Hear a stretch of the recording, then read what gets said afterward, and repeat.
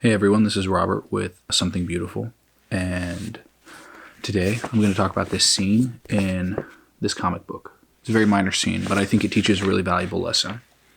So, just to give you a quick overview of the comic book, basically, Valérian and Laureline, they are traveling to a planet that's never made contact with Earth, and Valérian and Laureline, they're these two, for lack of a better term, intergalactic space agents who basically work on behalf of a governing body over all of space. And this one planet hasn't made contact with Earth yet. So in this scene, they're trying to sneak into this new planet undetected just to determine whether or not it's a threat to Earth. And they're going through this market because the planet's renowned for the market, the different markets that are there. And in this scene right here, which I'll take a photo of, but I just wanted to show you. I don't know how well you can see it.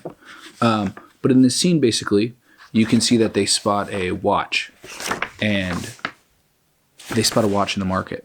And when Laureline sees it, she's like, wow, so beautiful. So then Valérian, he buys it for her. And she's wearing it. And as she wears it, there's this moment where they go to, sorry, you may not be able to hear me. There's this moment where they go to see these people, right? Like all the people, these are all the people on that planet. They kind of have these like wise masters. I can't recall their name. But either way, they gather around them, and once a week, these wise masters come to these markets and they just speak wisdom to the people. The people can come up there and ask them anything. Well, Laureline and Valérian, they find themselves in the midst of one of those because all the people are gathering around, so they go over to see what the people are gathering for. And Laureline, she's wearing the watch.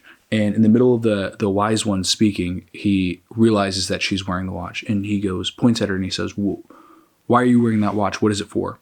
And Laureline says, to tell time. Now, obviously, to tell time is the answer that we would all give. And as a result, everybody around her starts to laugh. And the wise one gets up and he leaves immediately. And it's this very strange scene in the book. And they're very confused, Valérian and Laureline. And they're like, what was that about? What happened exactly? And what you come to find out is that Laureline's watch, when she was wearing it, the watch that she was wearing, everybody laughed around her because they all have perfect senses of time. Like there's no need for these beings in a different planet to wear a watch. So instead of wearing the watch, right, they have perfect sense of time. So these watches, they're very cheap. You can find them anywhere. So instead of wearing a watch, they just rely on themselves, like their own instincts. And so when this man asked her, this wise one asked her, like, what's that for? And she said to tell time. It was a dead giveaway that she's from Earth.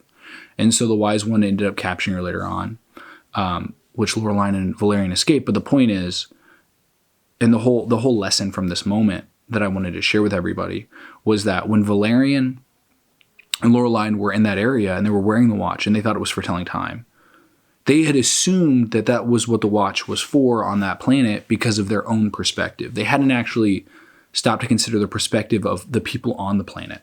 And I think so often in life, whenever we're thinking about anything, like whenever I'm making this video, just now when I was talking about all this, right? I think too often we assume our own perspective.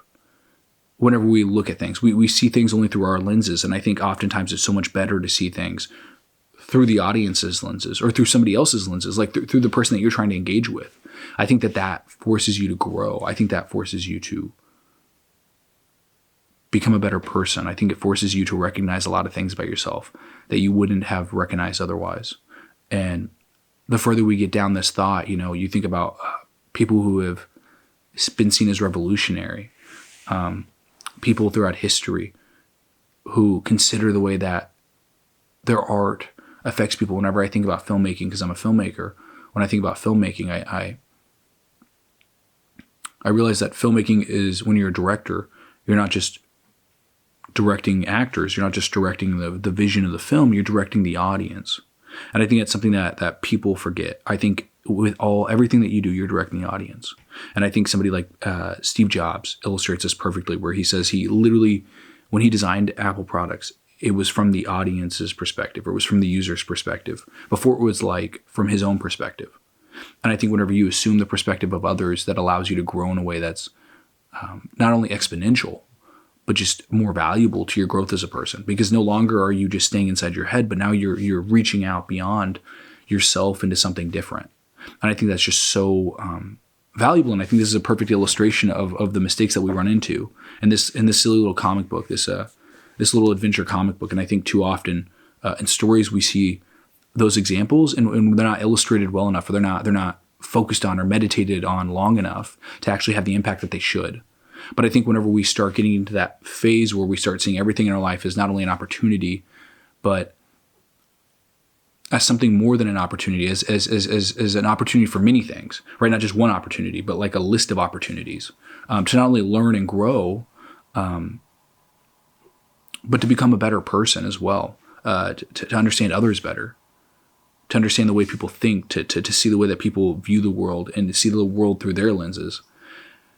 And in this little scene, I think it's a minor scene where they get captured, and it's really inconsequential in terms of maybe the story overall. It's not inconsequential, but it's inconsequential in terms of like the larger arc. I don't think anybody really pointed out, but it's so valuable because of what it really illustrates to us and what's so valuable about how we approach things in life. We should always be assuming, or at least be trying to understand the other person's perspective or somebody else's perspective that is not our own.